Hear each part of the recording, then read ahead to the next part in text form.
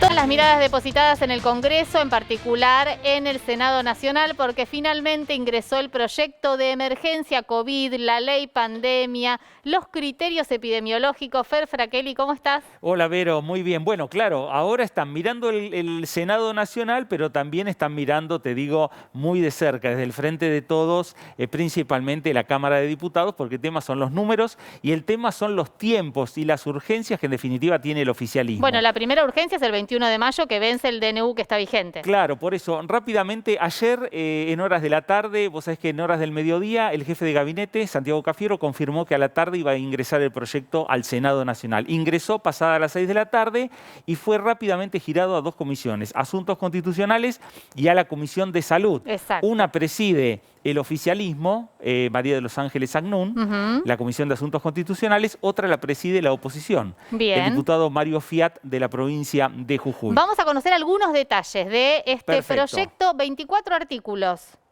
33 artículos. 33 artículos, perdón, Sí. diferencia ahí en el número. En principio es muy parecido al decreto al último decreto Sí, que claro, firmó el presidente Alberto Fernández, esto de establecer algunos parámetros. Claro, y darle el marco legal en torno, más allá que tiene un marco legal el DNU, el decreto de necesidad de urgencia, que tiene ratificación del Congreso, darle un marco legal mayor, digamos, desde el punto de vista de la discusión política, trayendo este proyecto al Congreso Nacional. Un detalle, no es un detalle, es interesante, es que es hasta fin de año y que se fijan los parámetros similares, decíamos, al decreto de necesidad de urgencia, esto de el riesgo epidemiológico bajo, medio, alto y alarma. Las zonas de alarma son las que generan algún ruido con la oposición. Sí, y ahí es donde faculta también en parte al Ejecutivo por un lado y a los ejecutivos provinciales. Los gobernadores fijan restricciones adicionales en sectores de riesgo medio, bajo y alto. Y ahí no hay intervención del gobierno nacional en las zonas de riesgo medio, bajo y alto, de acuerdo a estas categorías que tienen que ver con la cantidad de contagios, los casos cada 100.000 habitantes y otro tema preocupante que es la ocupación de camas. Pasamos, Fer, Sí. a otro de los aspectos de este proyecto de ley. Sí, que tiene que ver con las zonas de alarma. El Ejecutivo establece las restricciones adicionales. Ahí es donde también entran las discusiones en torno a qué es lo que las actividades que se pueden llegar a hacer o no hacer. Pero más allá de este dato, de estos datos, que es lo que marca el proyecto que ingresó ayer, repetimos, al Senado Nacional, la secretaria legal y técnica de la Presidencia, Vilma Ibarra, y acá damos otros datos, mantiene la prohibición de clases presenciales en zonas de alarma epidemiológica.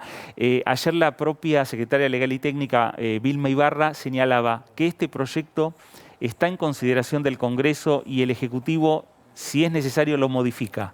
No es un proyecto cerrado, aprobarlo a libro cerrado, más allá de las urgencias que tiene el Ejecutivo de querer aprobarlo antes del 21, que es cuando vence el decreto. Esta es una apertura al diálogo con la oposición, ¿no? Totalmente. La oposición que ya antes de leer este proyecto, sin que se conocieran los detalles, habían anunciado que lo iban a rechazar, consideran que son facultades extraordinarias o facultades delegadas.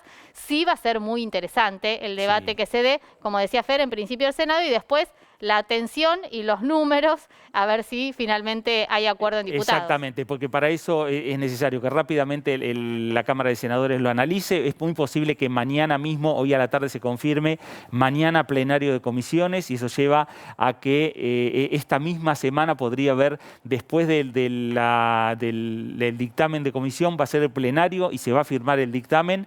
Posteriormente, el recinto del Senado, hay una mayoría importante del oficialismo, es decir, que ahí se descuenta la aprobación y el debate va a pasar a diputados. Ahí están peleando porque ya Juntos por el Cambio dijo que no acompaña. Vamos a seguir este tema Pero claro, seguramente en los próximos días y ahora seguimos.